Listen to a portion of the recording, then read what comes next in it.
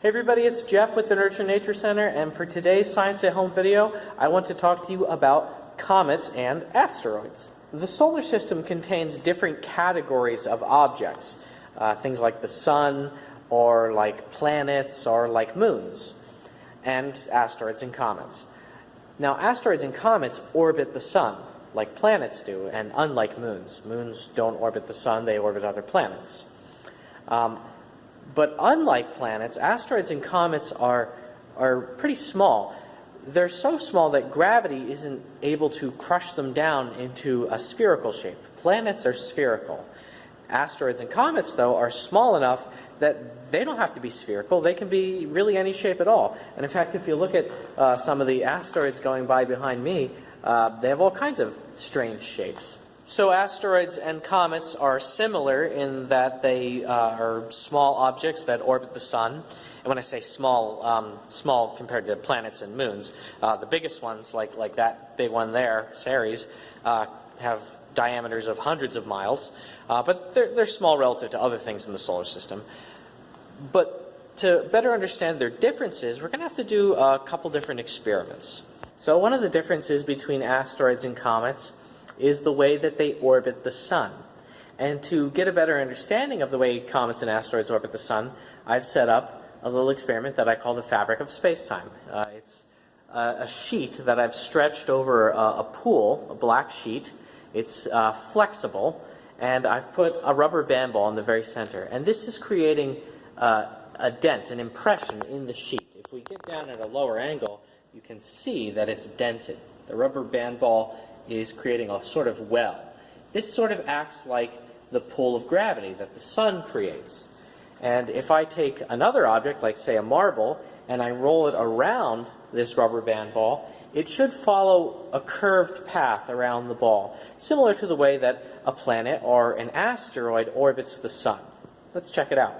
So the big ball in the center represents the sun, and the depression it creates simulates the sun's gravitational pull. These three marbles that I'm now adding represent planets. Now these white BBs that we're adding can represent asteroids. Notice that the paths of the asteroids sometimes cross the paths of the planets.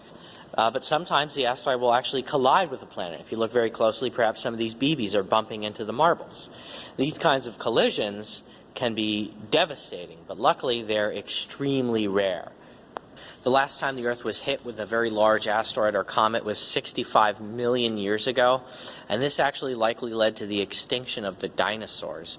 So now let's set this up one more time. Again, the ball represents the sun, and the three marbles represent the inner planets of the solar system. To represent comets, we're going to use these large white marbles. The tail of a comet can actually be millions of miles long. Now, what I want you to notice about the orbit of these comets is that they come in from the outer solar system, they pass through the inner solar system before flinging around the sun and going back out into deep space again. Comet Neowise, which has been in the news lately, will return to the inner solar system in 6,766 years. So we've seen how comets and asteroids tend to orbit the sun in different ways. I wonder if they're made of the same things. Well, we can answer that question pretty well because we can actually look at an asteroid up close. They hit the Earth all the time. When you go outside at night and you see a shooting star, you're seeing an asteroid that has entered the Earth's atmosphere. If an asteroid enters the atmosphere, we no longer refer to it as an asteroid. We call it a meteor. That's what a shooting star is. It's a meteor. They tend to burn up in the upper atmosphere, sometimes 50 miles above the surface of the Earth, but they create a bright flash as they do so. And if they make it all the way to the ground, then we refer to them as a meteorite. So an asteroid is in space, a meteor is in the atmosphere, and a meteorite has hit the ground. Your average shooting star is created by a meteor the size of a grain of sand. They're usually quite tiny. If you've ever seen a relatively large and impressive shooting star, that was probably only created by a meteor maybe this big, the size of a pea. And if they're really, really big, they might explode and break up into smaller pieces, or the whole thing might make it all the way to the ground. And one example of a time when that happened was 5,000 years ago, when a very large asteroid blew up in the skies over Argentina, and the pieces landed on the ground, all near each other, and you can find these pieces to this day. And it's so rich in metal that I can detect it with a metal detector. I can show you that right now. So this is my metal detector. If a metallic object gets near the end of it, this needle will move from the right all the way to the left. So let's see if it detects my meteorite. I'm just going to move over towards it. Watch the needle. Ah, it detected it. Now, metallic asteroids don't make up the majority of the asteroids in our solar system. Most of the asteroids in our solar system are actually stony asteroids, also known as chondrites. They're just a little bit harder to find. They look like any other stone to an untrained eye. But these metallic asteroids are very interesting. Some metallic asteroids have literally billions or trillions of dollars worth of precious metals in them. Not just iron, but there's gold and platinum in asteroids as well. So what about comets? What are they made of? Can I show you a comet? No, I cannot. But I can show you something that's a lot like a comet, that has some of the same properties that a comet might have. You see, comets are like big, dirty snowballs. So comets have frozen nitrogen in them, nitrogen ice, and maybe some carbon dioxide ice. And I can show you that. I have a piece of dry ice right here.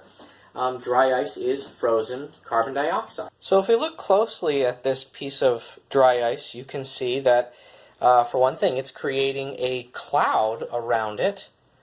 This cloud is created by water vapor that is condensing around it, like the cloud that forms around a comet. Comets form a big circular cloud around them called the coma.